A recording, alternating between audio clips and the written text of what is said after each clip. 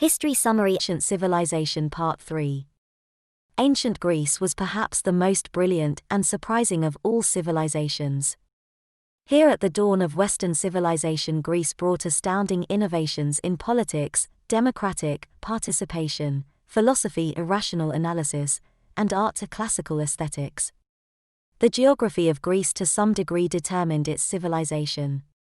Greece is small, not characterized by large river valleys, mountainous and relatively barren, and surrounded by the sea. It seemed fated to have small states separated by the mountains, and to carry on trade exporting wine and olive oil, and importing foodstuffs. Although politically divided, Greek had a certain unity based on culture, language they all spoke and wrote Greek, and religion all worshipped the Olympian gods, and met at Delphi and Olympia. The Greek pantheon included Zeus, Poseidon, Aphrodite and Athena. Traditional Greek religion was a fairly typical polytheism. The oracle at Delphi and the Olympic Games at Olympia begun c. 776 BCE were important foci of Greek culture. The Minoans inhabited Crete in the 2nd millennium BCE, a wealthy, sophisticated, mercantile, good-living people with no walls around their cities. Their art is characterized by pleasing, sensuous pictures done in bright colors. The Mycenaeans, on the other hand, were a warrior people living in beautiful fortified mountain palaces on the Greek mainland. It was probably they who conducted the expedition against Troy in the 13th century BCE. Homer, who lived probably 600 years later at the end of the Dark Age, wrote his two great epics, the Iliad and the Odyssey, based on memories of this historical war. Homer was the basis of Greek education in the classical period. When the Mycenaeans collapsed, Greece entered the Dark Age until about 750 BCE. The level of civilization collapsed throughout the area as the Dorians invaded from the north. Many Greeks emigrated to Ionia, the western coast of Turkey. Once the crisis was over and prosperity restored, many others left to found colonies in the Black Sea, and particularly along the coast of the Mediterranean Sea. Greeks were particularly numerous in southern Italy and Sicily. Most of the colony cities maintained ties with their mother cities in Greece. The evolution of Greek politics and events in the historic period is 700 BCE to about 300 BCE, and particularly in the classical age of 500 BCE to 338 BCE. The central institution of Greek politics was the polis, the small city-state of which there were many in Greece. Politics were very important to the active political class. Adult free males, ostracism was one of the worst punishments. The armies of the Greek states were based on the hoplite, heavily armored infantry, essentially a citizen army raised from farmers, artisans, shop owners, etc. Their military importance gave them extra leverage in politics. The hiring of lower-class Athenians to man the triremes in the Athenian navy gave political importance to common people. Only a small percentage of the population of Athens were active citizens. They excluded women or restricted to domestic responsibilities, resident aliens, and numerous slaves. Athens was a wealthy commercial city, very sophisticated and open to foreign influences. The 6th century saw much political conflict. The pattern was the formation of tyrannies that brought reforms edging the city toward increasing democracy. The process culminated in the victory of the Athenian fleet and the common rowers in the ships in the Persian Wars. The system then moved to democracy in the age of the famous Pericles. Some of the institutions of Athens were rather extreme. All citizens and adult male freemen could sit in the assembly. Polis officials were either elected by the assembly or chosen by lot. Sparta was quite different. It was essentially a military camp where boys were separated from their families at the age of 7 and trained to be soldiers. The city had a eugenics ideology to produce stronger soldiers, and men were not supposed to have sex with their wives except when they were very ardent. Women were childbearers and hometenders, but they actually had more freedom than Athenian women. They were allowed to exercise naked. Sparta was very provincial. The culture frowned on intellectual activities, precious metals, monumental buildings, travel abroad, etc. Education was restricted to practical literacy. The 5th century BC was a time of great drama for the Greeks. Herodotus was the historian of the Persian Wars. The first Persian invasion came in 490 BCE. The Greek states, for once, formed a defensive confederation, and the Athenians defeated a Persian army at Marathon. The second invasion came in 480 BCE. The Persians fought through the Spartan Greek defenses at the Battle of Thermopylae, but the invasion was defeated essentially by the Athenian naval victory at Salamis. Thus began the Gold Age of Athens, in which this city built an impressive empire of Greek states surrounding the Aegean Sea. Athens rebuilt the Acropolis with tribute money collected from tributary states in their empires. Other Greek states under the leadership of Sparta formed a counter-coalition. War broke out in 431 BCE, beginning the Peloponnesian Wars. After the disastrous defeat of the Athenian invasion force in Sicily, Athens was finally defeated in 404 and subjected to a humiliating defeat. The great Athenian historian Thucydides attributed the Athenian defeat to the hubris of Athens, which brought nemesis on their heads. The Greeks, however, did not stop fighting among themselves, until their independence was taken away from them by Philip of Macedon in 338 BCE. Greek sculpture owed much to Egyptian examples, but developed its own style, ideal naturalism, that has had an enormous impact on art styles in Rome, Europe and elsewhere ever since.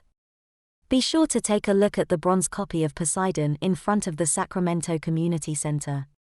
Alexander the Great AD, 323 BCE, son of Philip, was one of the wonders of world history. In a few years he confirmed his domination of Greece, invaded and subdued the entire Persian Empire, a revenge for the Persian Wars, and the burning of the Acropolis at Athens. Alexander's armies even penetrated into Afghanistan, and the Indus Valley in India. His empire fell apart at his death, and was essentially divided into 3 parts by his top generals. The most famous were the Ptolemies in Egypt, of which Cleopatra was the last ruler. The Hellenistic world, the Eastern Mediterranean, and the ancient Near East, c. 323 BCE c. 100 BCE, had a certain unity despite its political instability. The upper classes throughout this area tended to be Greeks, many of whom emigrated from Greece in this period. The international language was Koine, a popular form of Greek. The great majority of the local populations was not Greek, and did not speak Greek. There was a fruitful mixing of traditions that produced a dynamic culture. They are famous for their scientists, particularly Aristarchus, who believed the earth was a sphere, and Eratosthenes, who measured the circumference with a simple but ingenious system benazed in Egypt, and Archimedes, a Sicilian Greek who discovered and developed many physical laws, and the author of the California motto, Eureka.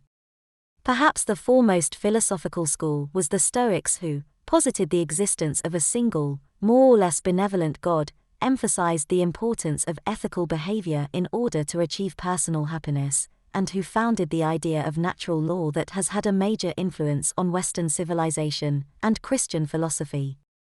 The Hellenistic world was also the host for several mystery religions, such as the cult of Isis. In a world where civic religions provided little emotional comfort, the mystery religions promised personal immortality achieved by some sort of communion with a savior figure, such as Isis or Mithras the bull, followed by an ethically upright life. There are obvious parallels between these mystery religions and Christianity that triumphed in the Roman Empire beginning in the 4th century. Aeschylus' Oresteia trilogy, 458 BCE, tells us a great deal about Greek civilization. Past events have a lot of influence on the action of Agamemnon. The reader needs to know something about the forced cannibalism of theists, the sense in which Helen caused the Trojan War, Agamemnon's sacrifice of Iphigenia at Aulis, and the course of the war. Agamemnon is by far the most dramatic of the plays, but the 3 make a coherent thematic and dramatic whole. Action is merely suspended after the first play. Clytemnestra is perhaps the most dramatic and commanding of all female characters in Greek tragedy. The Greeks were undoubtedly horrified by her male-like boldness, but to the modern eye, her will, resoluteness, and personal power are more attractive. We are horrified by her crimes and rebellion, but mesmerized by her stature and relentless will. The story of the three plays takes the viewer from the old dispensation of the Furies in which crime is met by retribution, and on to infinity, to the new dispensation of the Olympian gods where differences must be settled by reason, accommodation, and the rule of law. The trilogy leads us from darkness to light, from savagery to civilization, and from vengeance to justice. In the Eumenides, Athena intervenes in behalf of her father, Zeus, and persuades the Furies to submit to the new order. Athena and the Athenian jury finds Orestes innocent, and the goddess inaugurates an era of goodwill, peace and prosperity, with the one hopes of the cooperation of the Furies who have been turned into chthonic fertility goddesses. Incidentally, uppity women such as Clytemnestra have been returned to their true place, the hearth. Electra is the model of the good girl. The Furies have been handled severely. Athena, admittedly the paragon of harmony, discussion, and compromise, emphasizes her masculine characteristics. Ancient Rome as the second part of the origins of Western civilization. Rome was much influenced by the Greeks, although Rome was more practical and less aesthetic and intellectual. It is influential for its practical achievements of functional architecture and transnational empire. It originated in central Italy in Latium. The overthrow of the Etruscan monarchy was dramatized by the Roman historian Livy, writing in about 70 CE. His story of the rape of Lucretia demonstrated the civic virtue of the Roman Republic, the domestic skills and chastity expected of Roman matrons, and the bad reputation of monarchy in Roman culture. Afterwards, the Romans set up a republic which was largely aristocratic in nature. The most powerful body was the Senate, composed of patricians, nobles, and rich plebeians. Many rich Romans, particularly the patrician families, derived their wealth from latifundia, large landed estates that often exploited slave labor for profit. The tribunes, who were elected to defend the interests of the plebeians, were also very influential in the constitution. The elected governing officials were primarily the two consuls, who were elected for 1 year, and had the imperium of the power to command, the praetors, who were judicial officials, and the censors, who oversaw public morality and behavior. Polished formal oratory was a famous Roman skill developed particularly by the immortal Cicero. There was much political conflict, but no political violence before the time of the Gracchi. Roman expansion was rapid and efficient. There was no preconceived plan, but the process seemed to build on its own momentum. Roman success was due primarily to the excellence of the Roman army, look particularly at its supply organization, and to the excellence of the Roman communications system and Roman roads. Roman character and persistence also played a major role. The stories of Horatio at the bridge, Cincinnatus as temporary dictator, and the suicide of the noble Lucretia, all from the 2nd century CE Livy, illustrate Roman image of their republican virtue. The Battle of Cannae 216 BCE, in which an entire Roman army was destroyed by Hannibal, illustrates the point. Rather than give up, Rome raised yet another army, and then fought a guerrilla war against the invincible Carthaginian. The Romans also usually treated their conquered peoples well. For example, they gave the Italians allied a status and always the possibility of Roman citizenship. Eventually, all the free inhabitants of the empire were given citizenship about 212 CE. Expansion went in 3 stages. 1. The absorption of the Italian peninsula, achieved by about 275 BCE. 2. The absorption of the Carthaginian Empire, composed primarily of Sicily, western North Africa, and Spain, by the end of the Third Punic War, Cato a Carthago delenda mist, and 3. A relatively painless annexation of the territories of the eastern Mediterranean including Greece, Asia Minor, Palestine, and Egypt, by the end of the 2nd century BCE. The Republic declined and disappeared in the 2nd and 1st centuries BCE.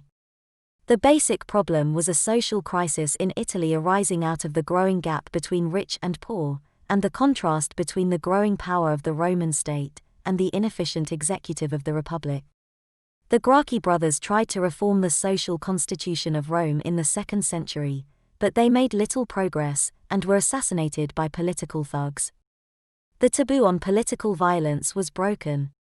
About the same time the Roman army became politicized. Marius found that to recruit enough soldiers, he had to hire professional soldiers. They were more loyal to their general than to the Roman state, and if the civilian leadership of the Senate refused to grant concessions, the general could use his army against them to force compliance. Sulla marched on Rome, and once in power he conducted a reign of terror against his political opponents. He then retired from politics. The process culminated in the career of Julius Caesar, who, after military success in Gaul, crossed the Rubicon and had himself made dictator in Rome. He was assassinated in 44 BCE by Republican conservatives such as Brutus. Caesar's death, however, did not stop the process. It culminated in a confrontation between Mark Antony and Octavian, Julius Caesar's nephew, in which the latter defeated the former. By this time public opinions was heartily sick of conflict and welcomed a statesmanlike winner. Octavian, known as Augustus, installed a restored republic. He was a moderate who built up his constitutional power while maintaining traditional institutions such as the Senate, and traditional values such as marriage and the family. Augustus was careful to maintain his connection to republican traditions. He was a great supporter of literature and the arts. 45 years of peace and prosperity made him extremely popular, and there were no calls for a return to the old constitution upon Augustus' death in 14 CE. The empire with a capital E was prosperous and stable for its first 200 years, despite the rule of corrupt emperors like Caligula and Nero in the 1st century. The good emperors of the 2nd century, for example, Trajan, Hadrian and Marcus Aurelius, reigned over the golden era of Rome. The Roman Empire reached its greatest extension under Trajan, peace and prosperity everywhere. The emperor built up his power at the expense of traditional bodies like the Senate. Much of the strength of Rome was in the provinces such as Gaul and Spain. The arts, while strong especially in literature, compare Tacitus and Virgil, always took second place in Rome to practical accomplishments. The most impressive was perhaps architecture and engineering. Romans were able to build large, impressive and useful building by applying two engineering innovations, the arch and concrete. The skeleton of the Colosseum was constructed of aggregate concrete, and it was covered with a skin of stone to make it look Greek. The Roman economy was highly dependent on slaves, and there was a widespread and justified fear in the empire of slave crime and revolt. Spartacus' bloodily repressed slave revolt in 73 BC was a case in point. The Romans treated their slaves pretty cruelly. There were a large number of poor in Rome, and the ruling classes and emperor were concerned to keep them from getting politically active. Partly as a result, Roman emperors always inaugurated their reigns with the construction of public works, most commonly baths, many of which are still standing in Roman cities.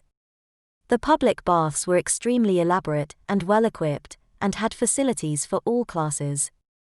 Juvenal talks about the usefulness of bread and circuses. As many as 200,000 Roman poor were on the dole, receiving free food from the state. More famous were the circuses organized for the entertainment of the Roman populace.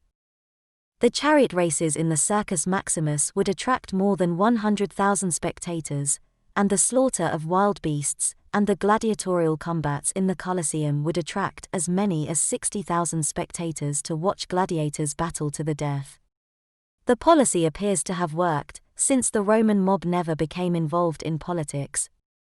Meanwhile, the Roman Empire, after about 200 CE, began to encounter problems, including falling population, perhaps due to epidemic diseases, falling production, inflation, and declining efficiency from the Roman army. The pressure on the frontiers increased in the 3rd century from incursions from various barbarian tribes, including the Goths. Diocletian and Constantine put through reforms that extended the life of the western half of the empire.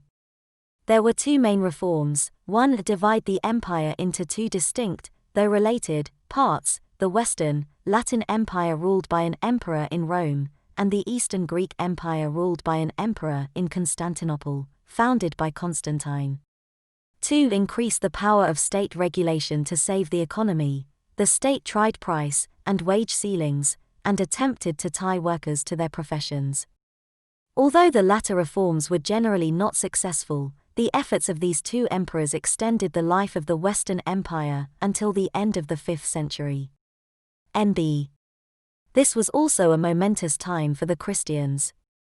Diocletian launched a ferocious persecution against them that seemed for a while to be having success.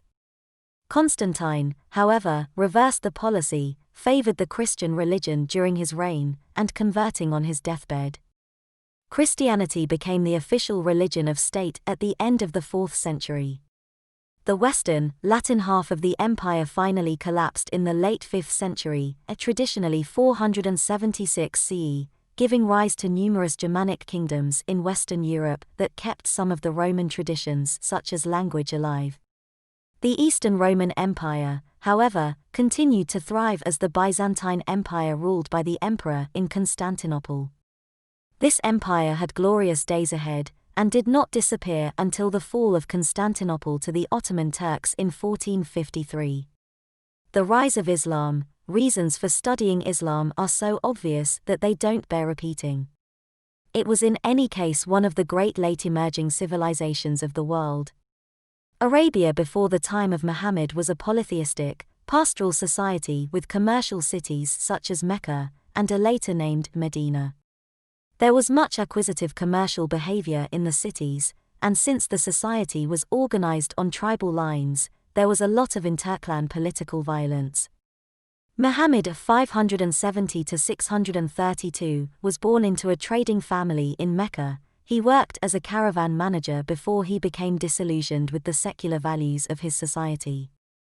He retired to caves outside the city where he received revelations from the angel Gabriel.